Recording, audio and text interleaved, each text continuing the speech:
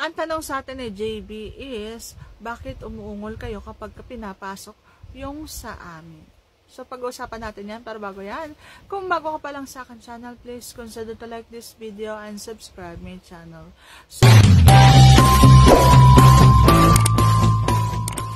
So, bakit nga ba umuungol?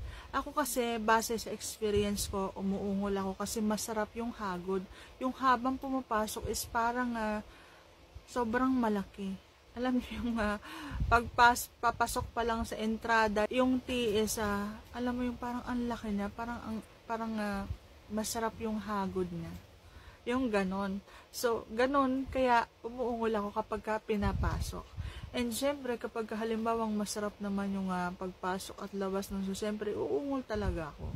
So, ganon. Umuungol dahil masarap. Pero may iba na mga babaeng umuungol kasi parang medyo masakit, kasi hindi pa sobrang basang-basa. Kaya importante talaga na bago mong pasukan ng isang babae is kailangan basang-basa na siya para hindi siya masasaktan at para hindi siya magkakaroon ng discoloration sa kanyang bulaklak. So, nasa inyong pag-iingat din talaga pag gusto ninyo ng magandang bulaklak ng inyong partner. So, kailangan naalagaan nyo ng tama.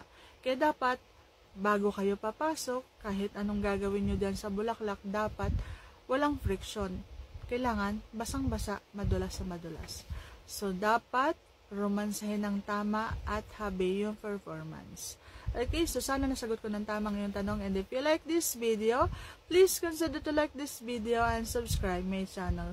Thank you for watching. See you on my next vlog.